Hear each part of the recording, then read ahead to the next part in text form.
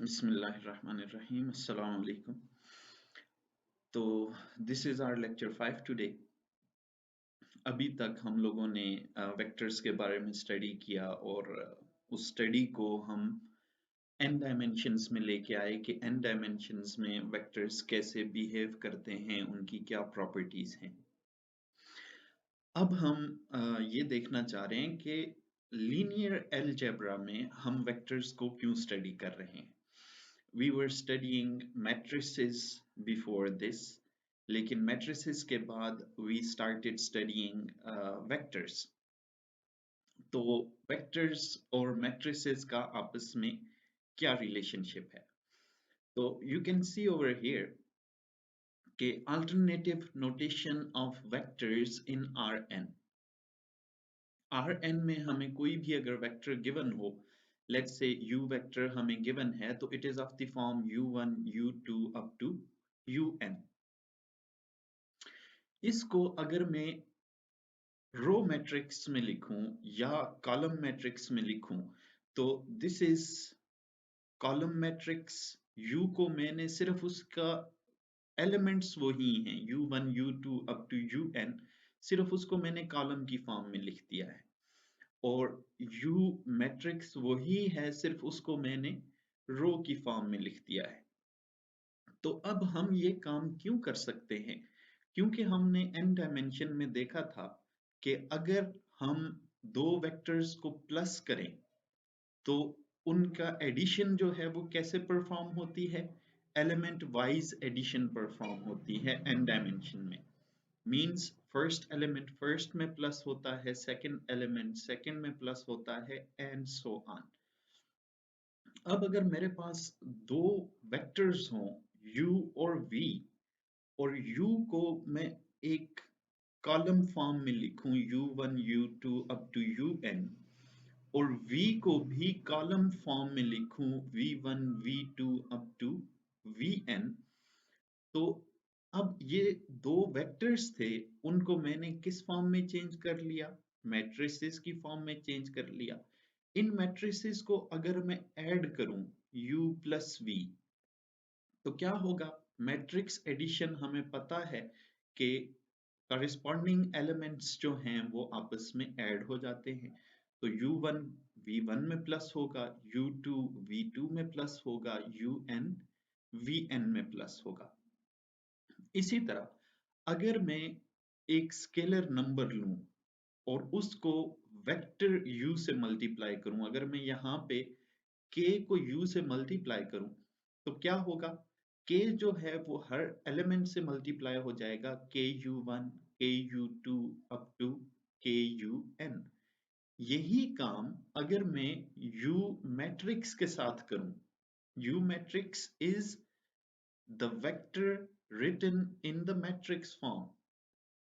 अगर मैं k को u मैट्रिक्स से मल्टीप्लाई करूं तो k जो है वो u1 u2 up to un matrix से मल्टीप्लाई होगा, और कोई भी स्केलर मैट्रिक्स से मल्टीप्लाई हो तो वो मैट्रिक्स के हर एलिमेंट से मल्टीप्लाई होता है, तो ku1 ku2 up to kun।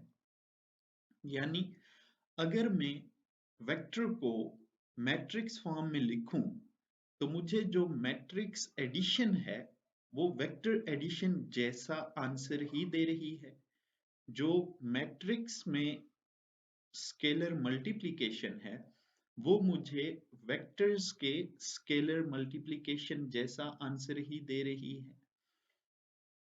अगर मैं उनको कॉलम वेक्टर्स में नहीं करता बल्कि रो वेक्टर्स में करता हूं, तो रो वेक्टर्स में भी दो मेरे पास मैट्रिसेस हैं। This is 1 cross n matrix, again V is 1 cross n matrix.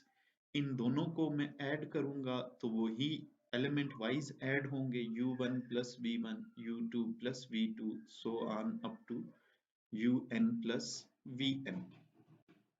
और अगर स्केलर मल्टीप्लाई करेंगे हम रो मैट्रिक्स को, तो k जो है जब u से मल्टीप्लाई होगा तो हर एलिमेंट से मल्टीप्लाई हो जाएगा। तो यहाँ पे एक्चुअली हो क्या रहा है कि हमने u वेक्टर को एक नई नोटेशन में डिनोट कर दिया। u वेक्टर को हम कॉलम की फॉर्म में भी लिख सकते हैं या u वेक्टर को हम रो की फॉर्म में भी लिख सकते हैं। और जो कॉलम एडिशन है, सॉरी, जो मैट्रिक्स एडिशन है या जो मैट्रिक्स में रो मल्टीप्लिकेशन है, स्केलर मल्टीप्लिकेशन, वो हमारे पास एक्चुअली वेक्टर्स की ही एडिशन और स्केलर मल्टीप्लिकेशन को डिफाइन कर रहे हैं। तो the only difference we can see over here is the form in which the vectors are written. सिर्फ उनका फॉर्म जो है वो डिफरेंट है। हम पॉइंट नोटेशन में जब उसको लिखते हैं तो we use small brackets and we use commas, लेकिन जब हम मैट्रिक्स में उसको लिखते हैं तो मैट्रिक्स में बिगर ब्रैकेट यूज होती है और कॉमास यूज नहीं होते। लेकिन एडिशन और स्केलर मल्टीप्लिकेशन जो है वो बिल्कुल सेम हमारे पास परफॉर्म हो रही है। अच्छा, ये तो हमने एडिशन और स्केलर मल्टीप्लिकेशन की बात की। अगर हम सब्ट्रैक्शन की बात करें तो subtraction is u plus minus v, सो वो अगेन हमारे पास एडिशन की ही टाइप है। तो अब थर्ड जो हमारे पास ऑपरेशन आता है वेक्टर्स के ऊपर, that is the dot product of vectors. तो क्या ये जो मैट्रिक्स नोटेशन है ये हमारी डॉट प्रोडक्ट ऑफ वेक्टर्स को रिप्रेजेंट कर सकती है? तो लेट्स सी। अब लेट्स से हम कॉलम जो है वो नोटेशन यूज कर रहे हैं मैट्रिसेस के लिए, वेक्टर्स के लिए। तो u वेक्टर जो है मेरे पास u1 u2 up to un हो जाएगा और v जो है मेरे पास v1 v2 up to vn हो जाएगा। अब अभी अगर आप देखें तो u और v आपस में मल्टीप्लाई नहीं हो सकते। क्यों?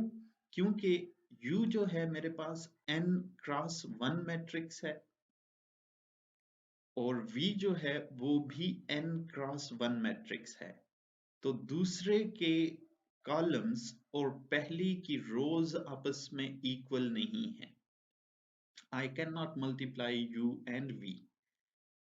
What if I do v transpose u?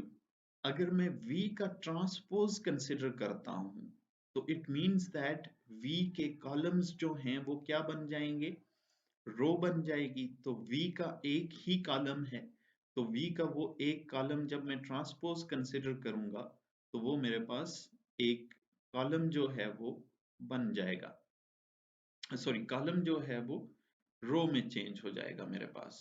This will be the thing over here. अब इस ये जो मेरे पास मैट्रिक्स है, this is 1 cross n matrix और ये जो सेकंड मैट्रिक्स है मेरे पास, this is n cross 1 matrix. तो इन दोनों मैट्रिसेस को हम मल्टीप्लाई कर सकते हैं। मल्टीप्लाई करने के लिए अब हमें क्या करना पड़ेगा? We know that first element multiplied by first element plus second element multiplied by second element plus so on up to last element multiplied by last element। तो हमारे पास मल्टीप्लिकेशन परफॉर्म हो जाएगी v1 u1 plus v2 u2 plus so on up to vn un।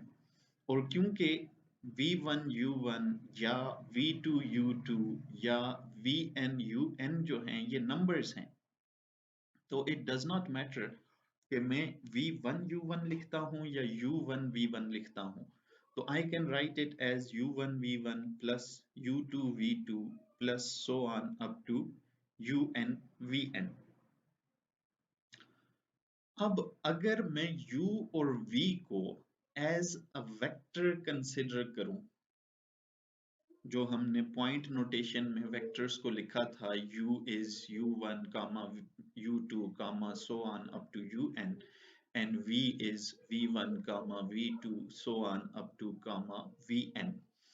अगर उस notation में मैं उनका dot product find करूं u डॉट v, तो वो मुझे क्या मिलेगा? हम ये पहले कर चुके हैं कि वो मुझे u1v1 plus u2v2 plus so on up to un मिलेगा। यानी v ट्रांसपोज u से मुझे वही चीज मिल रही है जो कि मुझे इनके डॉट प्रोडक्ट से मिलती है। तो v ट्रांसपोज u जो है मेरे पास, it is equals to u dot v over here. ये आपस में क्या है? इक्वल है। तो अगर हमारे पास वेक्टर्स जो हैं वो कॉलम नोटेशन में गिवन हो, अगर वेक्टर्स हमें कॉलम नोटेशन में गिवन हो, तो हम कह सकते हैं कि यूक्लिडियन इनर प्रोडक्ट जो है it is defined by u dot v is v transpose u, अगर ये कॉलम नोटेशन में गिवन है। अगर ये वेक्टर नोटेशन में गिवन है, सॉरी, अगर ये रो नोटेशन में गिवन है, जो कि ऊपर हमने देखी थी कि अगर ये इस तरह की नोटेशन में गिवन है हमारे पास, ये जो गिवन है हमें, अगर ये इस तरह की नोटेशन में गिवन है कि u is u1 u2 up to un, तो उस सूरत में ये मेरे पास u v ट्रांसपोज बन जाएगा। तो खैर, the idea what we are trying to do over here is कि अगर आपके पास वेक्टर्स को आप कॉलम नोटेशन में लिखते हैं, तो you can use matrices to find the value of u dot v। आप u dot v जो है वो फाइंड कर सकते हैं मैट्रिसेस की मल्टीप्लिकेशन से, और वो मैट्रिक्स की मल्टीप्लिकेशन कैसे करनी होगी? आपको v ट्रांसपोज u करनी होगी। नीचे इसकी एग्जांपल हमारे पास गिवन है। लेट्स से u वेक्टर जो है मुझे गिवन है -1 3 5 and 7 and v vector is 5 -4 7 0। You can write it in point notation by yourself। इन दोनों वेक्टर्स को आप पॉइंट नोटेशन में लिखोगे और फिर उसका u डॉट v आप वहां से फाइंड कर लो कि u डॉट v क्या आता है। अब यहाँ पे ये दोनों वेक्टर्स मुझे कॉलम मैट्रिक्स नोटेशन में गिवन है, एंड कॉलम मैट्रिक्स नोटेशन में हमारी ऊपर वाली जो डिस्कशन हुई वो ये कहती है कि u dot v is equals to v transpose u। अब v ट्रांसपोज क्या हो जाएगा मेरे पास? v इज 5 -4 7 0, तो इसका ट्रांसपोज मेरे पास क्या बन जाएगा? 5 -4 7 0 रो फॉर्म में। So V transpose will be this vector, row form में हम उसको लिख देंगे, एंड V transpose को हमने मल्टीप्लाई करना है with U which is this vector। तो मल्टीप्लिकेशन के बाद we see that the answer is 18, और आप इसको 2 पॉइंट फॉर्म में चेंज करके u डॉट v वहां से भी फाइंड कर सकते हो, वहां से भी आंसर क्या आएगा? 18 ही आएगा। इट मीन्स दैट हमारा जो मैट्रिक्स मल्टीप्लिकेशन है it can represent dot product of vectors using this formula के u dot v is equals to v transpose u। इस फार्मूला को यूज करके हम डॉट प्रोडक्ट को मैट्रिक्स की मल्टीप्लिकेशन के थ्रू फाइंड कर सकते हैं। अब हमारे पास अगर A जो है वो कोई भी n क्रॉस n मैट्रिक्स है, तो ये जो रिलेशनशिप है ये हमारे पास होल्ड करता है। ये रिलेशनशिप कैसे होल्ड करता है कि अगर हम AU को V के साथ डॉट प्रोडक्ट फाइंड करें, AU का V के साथ हमने क्या फाइंड किया जी? डॉट प्रोडक्ट हमने फाइंड करना है, और डॉट प्रोडक्ट का फार्मूला ये है कि सेकंड वाले का ट्रांसपोज लेके फर्स्ट वाले से मल्टीप्लाई कर दो। तो यहाँ पे सेकंड वाला क्या है? V है। हमने V का ट्रांसपोज लिया और उसको फर्स्ट वाले से मल्टीप्लाई कर दिया, जो कि हमारे पास AU है। V transpose A into U। अब V ट्रांसपोज जो है ये भी एक मैट्रिक्स है, A भी एक मैट्रिक्स है और U भी एक मैट्रिक्स है। V और U they are actually vectors, लेकिन हमने उनको मैट्रिक्स नोटेशन में लिखा हुआ है। और मैट्रिक्स मल्टीप्लिकेशन के बारे में हमें पता है कि मैट्रिक्स मल्टीप्लिकेशन इज एसोसिएटिव। अगर मैट्रिक्स मल्टीप्लिकेशन एसोसिएटिव है तो मैं इस A को इस V ट्रांसपोज के साथ रख सकता हूं, तो मेरे पास आ गया V transpose A into U। और फिर हमारे पास एक फार्मूला है ट्रांसपोज का कि अगर A B होल ट्रांसपोज हो तो it is B transpose A transpose. A B whole transpose is equals to B transpose A transpose। उस फार्मूला को यूज करके हमने यहाँ पे V ट्रांसपोज A को रिप्लेस कर दिया by A transpose V whole transpose. क्यों इसको हमने इससे रिप्लेस कर दिया? क्योंकि अगर हम A ट्रांसपोज V का ट्रांसपोज फाइंड करेंगे तो ये हो जाएगा V transpose A transpose transpose, और A ट्रांसपोज ट्रांसपोज हमारे पास दोबारा A के इक्वल आ जाएगा। तो इट मींस दैट ये हमें एक्चुअली V ट्रांसपोज A ही दे रहा है। अब यहाँ पे किसी चीज का ट्रांसपोज जो है वो U के साथ मल्टीप्लाई हो रहा है।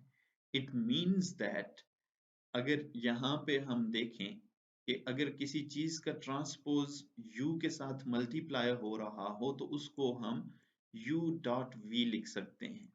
अब यहाँ पे भी किसी चीज का ट्रांसपोज U के साथ मल्टीप्लाई हो रहा है तो इसको हम U डॉट दैट थिंग लिख सकते हैं। और वो दैट थिंग क्या है हमारे पास? वो that thing is A transpose V। You can also do the one below। नीचे वाला भी यही लॉजिक जो है वो सारी की सारी यूज करके हमें रिजल्ट दे रहा है। तो अब हमारे पास ये दो आइडेंटिटीज आ गई कि अगर हमने AU डॉट V फाइंड करना हो तो it is U dot A transpose V, और अगर हमने U डॉट AV फाइंड करना हो तो it is A transpose U dot V। ये हमारे पास बाद में यूज होंगी ये आइडेंटिटीज, तो इनको आपने अपने माइंड में रखना है। नीचे हमारे पास एग्जाम्पल भी गिवन है कि क्या हम ये वेरीफाई कर सकते हैं कि AU dot V is equals to U dot A transpose V। तो हमारे पास यहाँ पे A मैट्रिक्स को ये गिवन है, एक U वेक्टर गिवन है कॉलम नोटेशन में, बिकॉज हम मैट्रिसेस मल्टीप्लाई कर रहे हैं तो हम इसको मैट्रिक्स नोटेशन में कंसिडर कर रहे हैं। इसी तरह V जो है हमें मैट्रिक्स नोटेशन में गिवन है, एंड नीचे हम सारी कैलकुलेशन करके we see that AU dot V जो है वो हमें इज इक्वल्स टू 11 आ रहा है, and U dot A transpose V जो है वो भी किसके इक्वल आ रहा है जी? 11 के इक्वल आ रहा है। तो आप ये कैलकुलेशंस खुद से देख सकते हैं। तो it means that this formula which we proved over here, AU dot V is equals to this thing and U dot AV is equals to this thing, this formula actually works। अब a dot product view of matrix multiplication, ये सारी चीजें हम actually matrix में multiplication में देख चुके हैं। मैट्रिक्स मल्टीप्लिकेशन जब हम लोगों ने की थी तो मैं इसको थोड़ा शॉर्ट फॉर्म में नीचे आ रहा हूँ। हमने कहा था कि मैट्रिक्स मल्टीप्लिकेशन में अगर हमारे पास आई जेथ एंट्री हमने फाइंड करनी हो ए बी की, हमारे पास ए बी दो मैट्रिसेस मल्टीप्लाई हो रही हैं और जो मल्टीप्लिकेशन वाली मैट्रिक्स है ए बी उसकी मैंने आई जेथ एंट्री फाइंड करनी है। तो वो आई जेथ एंट्री मुझे कैसे मिलेगी?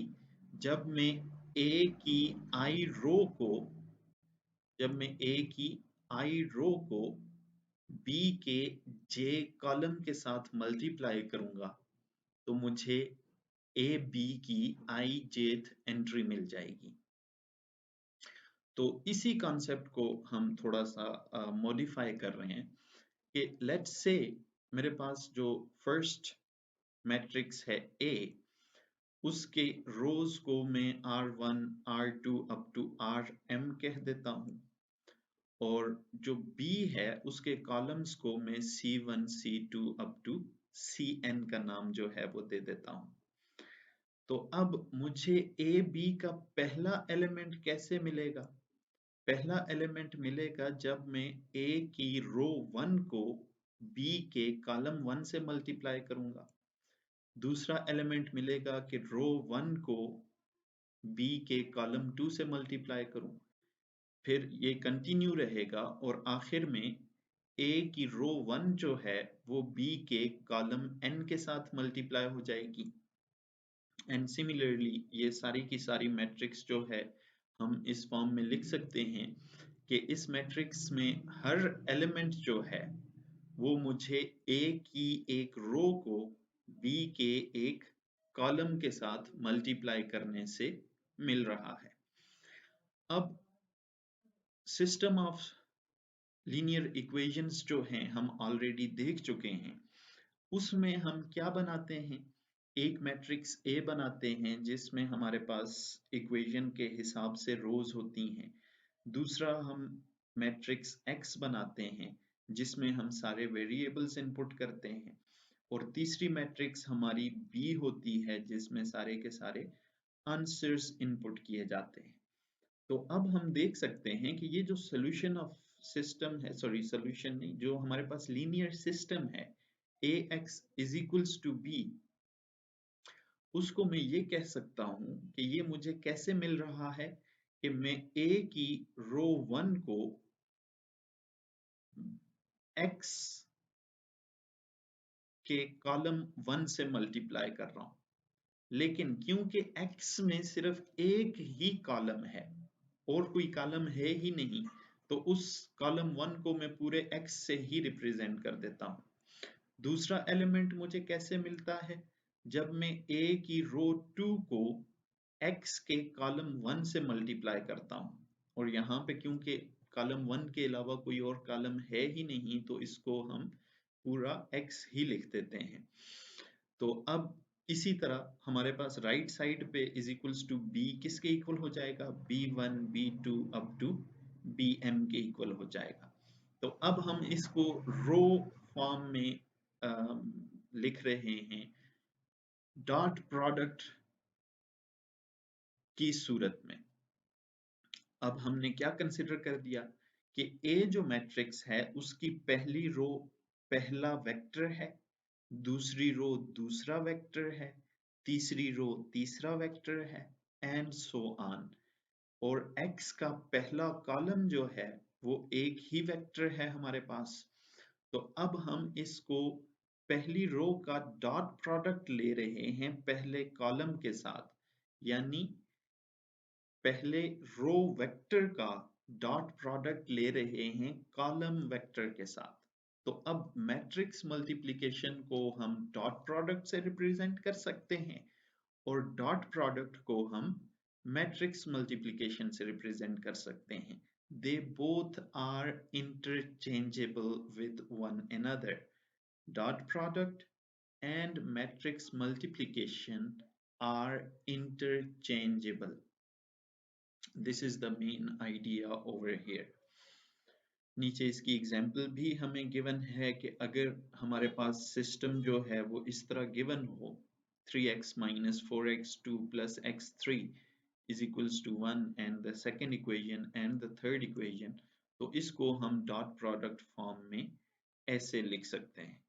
ठीक है, कीप दैट इन माइंड कि ये जो सेकंड हमारे पास x1 x2 x3 है ये हमने मैट्रिक्स नोटेशन यहाँ पे नहीं की हुई। अगर हम मैट्रिक्स नोटेशन यूज कर रहे होते तो this must be a column vector. Dot product matrix notation में तब हमें मिलता है जब पहला रो वेक्टर हो और दूसरा हमारे पास कॉलम वेक्टर हो, या पहली रो मैट्रिक्स हो और दूसरी हमारे पास कॉलम मैट्रिक्स हो। यहाँ पे जो डॉट प्रोडक्ट उसने कंसिडर किया हुआ है, it is in point notation की फॉर्म में उसने डॉट प्रोडक्ट को कंसिडर किया है। नाउ द क्वेश्चन अराइजेस कि डॉट प्रोडक्ट हम पॉइंट नोटेशन में इजीली फाइंड कर सकते हैं, why do we need the matrix notation of dot product, हमें क्यों जरूरत पड़ी है इसको समझने की, इसको स्टडी करने की। तो इसके लिए अभी हम आएंगे linear transformations from R n to R m. थोड़ा हम नीचे जाके ये सारा देखते हैं कि लीनियर ट्रांसफॉर्मेशन है क्या, लेकिन this is actually the reason for which हमने डॉट प्रोडक्ट को मैट्रिक्स नोटेशन में ट्रांसफॉर्म किया। क्योंकि ये जो अभी हम टॉपिक स्टडी करने जा रहे हैं, it is in point form. अगर हम डॉट प्रोडक्ट चला रहे हों तो this topic is a little difficult, लेकिन अगर हम मैट्रिक्स फॉर्म में डॉट प्रोडक्ट को चला रहे हों तो this topic becomes really easy. तो इसलिए हम लोगों ने वो सारा जो अभी पीछे काम कर चुके हैं कि डॉट प्रोडक्ट को मैट्रिक्स नोटेशन में हमने ट्रांसफॉर्म किया, it was for this topic. अब लीनियर ट्रांसफॉर्मेशन से पहले, if we recall some values, some ideas, some concepts, तो फंक्शन का कॉन्सेप्ट हम लोगों ने ऑलरेडी स्टडी किया हुआ है। लेट्स से मेरे पास मुझे एक फंक्शन गिवन है by f of x is equals to x square. तो अब अगर f of x is equals to x square है, तो राइट साइड पे जो वैल्यू आ रही है x, वो कहाँ से आ रही है मेरे पास, सॉरी लेफ्ट साइड पे जो वैल्यू x है जो पुट हो रही है इसके अंदर, वो कहाँ से आ रही है, वो मेरे पास रियल नंबर्स में से आ रही है। और जब मैं उसका स्क्वायर परफॉर्म कर देता हूँ तो फिर मुझे वैल्यू किस में मिल रही है, रियल नंबर्स के अंदर से ही मिल रही है। अब सेकेंड इक्वेशन अगर हम चेक करें, f of x y is equals to x square plus y square, तो इसमें मुझे राइट साइड पे I need to put two numbers. एक नंबर पुट करने से मुझे इसका इमेज जो है वो नहीं मिल सकता। अगर मैं x की जगह पे कोई नंबर 5 पुट कर देता हूँ तो it will be 25 plus y square. मुझे कोई एक नंबर नहीं मिला, मुझे कोई इमेज नहीं मिली। So I need to put both x and y. It means that this is a function from r square to r, यानी r square पे फंक्शन का क्या मतलब है कि ये दो पॉइंट्स लेता है या दो नंबर्स लेता है, पॉइंट्स आप कंफ्यूज ना हो जाओ, तो ये दो नंबर्स लेता है, लेकिन आंसर इसका क्या आता है, एक ही नंबर इसका आंसर आता है।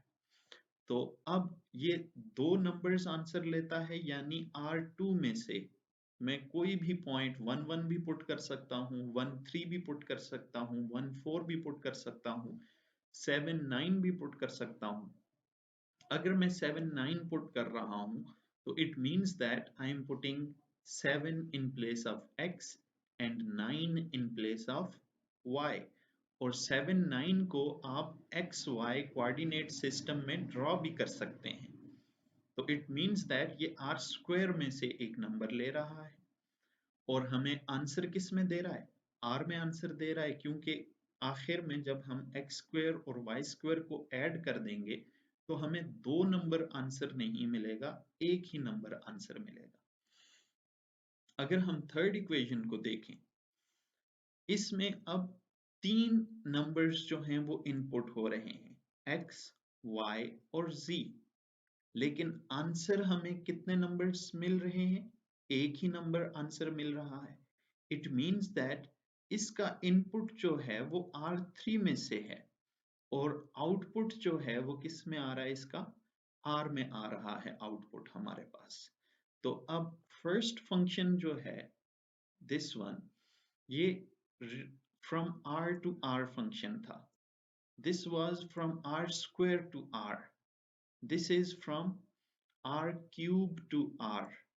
अगर इसी को मैं कॉन्सेप्ट को जनरलाइज करता जाऊं और f of x1 x2 up to xn अगर मैं ऐसे डिफाइन करूं कि it is x square x1 square plus x2 square plus so on up to xn square, तो अब इसको सॉल्व करने के लिए I need to put n values in the right hand side. मैं n वैल्यूज पुट करूंगा तो मुझे एक नंबर आंसर मिलेगा। It means that the last one is a function from Rn to R, हमारे पास ये फंक्शन आ रहा है। तो अभी तक हमने जो फंक्शंस देखे वो R से R में जा रहा है, R स्क्वायर से R में जा रहा है, R क्यूब से R में जा रहा है, या Rn से R में जा रहा है। What about a function जो कि R क्यूब से R स्क्वायर में जा रहा हो, या R4 से R स्क्वायर में जा रहा हो, या R क्यूब में जा रहा हो। Just an example. इस तरह के फंक्शंस के लिए क्या होगा? तो अब ये फंक्शंस जो हैं वो मेरे पास ऑफ द फॉर्म हैं फ्रॉम Rn टू Rm, और यहाँ पे m जो है वो इक्वल टू 1 नहीं है। अगर m इक्वल टू 1 हो जाए तो they are functions of this type, जो हमारे पास सिर्फ रियल नंबर्स के अंदर जा रहे हैं। लेकिन अगर m नॉट इक्वल टू 1 है तो मेरे पास 3 डायमेंशनल में पॉइंट जो है वो 2 डायमेंशंस में जा रहा है, या 4 डायमेंशन से 3 डायमेंशन में या 2 डायमेंशन में जा रहा है। तो अब इस तरह के फंक्शंस जो हैं वो क्या होते हैं और कैसे होते हैं? लेट्स से मेरे पास एक पॉइंट है, कोई भी गिवन पॉइंट है x1 x2 up to xn, मुझे कोई पॉइंट गिवन है। मैं एक फंक्शन डिफाइन करता हूं कि w1 जो है वो फंक्शन है x1 up to xn का, w2 is a function of x1 up to xn, and so on up to wm is a function of x1 x2 up to xn। Let's say w1 जो है वो मेरे पास equal है x1 plus 2x2 plus 3x4, और इसी तरह हमारे पास ये चलते चलते कहाँ पे आ गया है जी, n x n पे। ये w1 मेरे पास ऐसे डिफाइंड है। लेट्स से w2 कैसे डिफाइंड है? w2 is defined as x2 plus 2x3 plus 3x4 plus so on up to n minus 1 xn, इस तरह डिफाइंड है। And for the sake of this example हम consider करते हैं कि आगे जो है हमारे पास w3 भी इसी तरह डिफाइंड है। w3 is starting from x3 plus 2x4 plus 3x5 plus so on up to n minus 2 xn and so on। तो अब इनके अंदर ये जो w1 है मेरे पास, ये इनपुट के तौर पे क्या ले रहा है, x1 x2, sorry I forgot x3 over here, आप इसको खुद ही मॉडिफाई कर लेना। This is 3x3। ये x3 xn, यानी ये जो पॉइंट है मेरे पास, ये यहाँ पे इनपुट ले रहा है और आउटपुट क्या दे रहा है, सिर्फ एक वैल्यू w1 आउटपुट दे रहा है। लेकिन ये point x1 x2 up to xn जो है, मैं इसको w2 में भी पुट कर सकता हूँ। w2 में पुट करूंगा तो वहां से मुझे w2 यानी एक पॉइंट वहां से मिल जाएगा। सो ऑन, मेरे पास टोटल इक्वेशंस जो हैं वो कितनी हैं,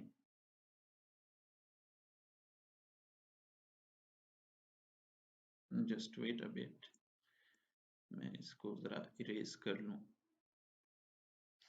टोटल इक्वेशंस मेरे पास कितनी हैं, टोटल इक्वेशंस जो हैं मेरे पास m हैं। तो अब मैं इन इस point x1 x2 up to xn को जब यहाँ पे पुट करूंगा तो मुझे m पॉइंट्स मिल जाएंगे। It means that what actually happened is कि हमने इनपुट दिया x1 x2 up to xn, ये हमने पॉइंट इनपुट के तौर पे दिया और हमें आउटपुट क्या मिल गया, w1 w2 up to wm जो है, ये हमें आउटपुट मिल गया। तो अब ये जो सेट ऑफ इक्वेशंस है, जो यहाँ पे मुझे ये जो सेट ऑफ इक्वेशंस गिवन है, ये n डायमेंशन में से एक पॉइंट ले रहा है, n डायमेंशन में से पॉइंट ले रहा है x1 x2 up to xn, और आंसर किस में दे रहा है, m डायमेंशन में मुझे आंसर दे रहा है, क्योंकि जो आंसर मुझे मिलता है that is w1 w2 up to wm जो है मुझे आंसर मिल रहा है। तो ये जो हमारे पास फंक्शंस होते हैं जो कि Rn में से पॉइंट को कंसिडर करें और आंसर जो है वो Rm में दे दें, m डायमेंशन में हमें आंसर दे दें, इस तरह के फंक्शंस को हम लीनियर ट्रांसफॉर्मेशन कहते हैं कि इसने एक पॉइंट को ट्रांसफॉर्म कर दिया है from n dimensions to m dimensions। Actually इसको हमें इस तरह कहना चाहिए कि क्योंकि जो n डायमेंशन में पॉइंट है, कौन सा point, x1 x2 up to xn, जो हमें पॉइंट गिवन है, वो पॉइंट एक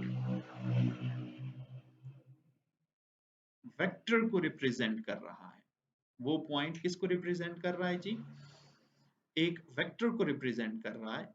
और ये जो इक्वेशंस हैं हमारे पास, इन इक्वेशंस ने उस वेक्टर को चेंज कर दिया है, उस वेक्टर को या तो इंक्रीज कर देंगी, अगर m जो है वो ग्रेटर देन n है तो उस वेक्टर को उसने इंक्रीज कर दिया है, या उस वेक्टर को क्या कर देंगी, डिक्रीज कर देंगी हमारे पास। तो दिस काइंड ऑफ फंक्शन जो कि एक वेक्टर लेता है फ्रॉम n डायमेंशंस और आंसर एक और वेक्टर देता है इन m डायमेंशंस, इस तरह के फंक्शन को हमने लीनियर ट्रांसफॉर्मेशन का नाम दिया हुआ है कि ये फंक्शंस क्या हैं जी, ट्रांसफॉर्म कर रहे हैं वेक्टर को from one shape to another shape. अगर आपको याद हो, हमारे पास जो प्रोजेक्शन हमने स्टडी किया था, प्रोजेक्शन क्या कर रहा था हमारे पास, projection was taking an element of R2 and was reducing it to an element of R। वहां पे भी मैंने आपको इसकी एग्जाम्पल दी थी कि you yourself are a three-dimensional person, लेकिन जब आप पर लाइट डाली जाती है तो आपका शेडो जो है वो किस में चला जाता है, टू डायमेंशंस में चला जाता है। You yourself is a three dimensional thing, लेकिन लाइट के फंक्शन ने आपको ट्रांसफॉर्म कर दिया into a two dimensional shadow. तो ये फंक्शन है, light is actually acting as a function over here, जो आपके थ्री डायमेंशन को टू डायमेंशन में ट्रांसफर कर रही है। तो इस किस्म के फंक्शंस को we say that this is a transformation from Rn to Rm, और इन ट्रांसफॉर्मेशंस को हम t से डोनेट करते हैं, और t जो है ये इनपुट ले रहा है x1 up to xn, n numbers input ले रहा है, और आउटपुट हमें m नंबर्स के तौर पे दे रहा है। ठीक है जी। तो ये हमारे पास लीनियर ट्रांसफॉर्मेशन है, function from Rn to Rm। नीचे हमारे पास इक्वेशन भी एक गिवन है, एग्जाम्पल भी गिवन है कि अगर एक ट्रांसफॉर्मेशन हो जो कि R2 में से एलिमेंट उठाए और उसको R3 में लेके जाए तो वो कैसे होगी। तो you can look at this example by yourself. अब आगे ये जो कॉन्सेप्ट है आप इसको सही से स्टडी कर लो। आगे हम अब मैट्रिसेस की तरफ जाएंगे कि if you look at this thing over here, तो ये सिस्टम ऑफ लीनियर इक्वेशंस बन रहा है या नहीं बन रहा। Actually this is not a system of linear equations, this is a system of non linear equations. लेकिन सिस्टम ऑफ इक्वेशंस कुछ बन रही हैं कि नहीं बन रही। और सिस्टम ऑफ लीनियर इक्वेशंस हमने देखा था कि मैट्रिसेस से रिप्रेजेंट हो सकता है। तो अब यहाँ पे हम मैट्रिसेस को जो है किसी तरह इंक्लूड करेंगे। पहले आप इस ट्रांसफॉर्मेशन के कॉन्सेप्ट को सही तरह अपने माइंड में बिठा लो। नेक्स्ट लेक्चर में we will talk about how to use matrices to study these transformations. Thank you very much, stay safe, stay home, अल्लाह हाफिज।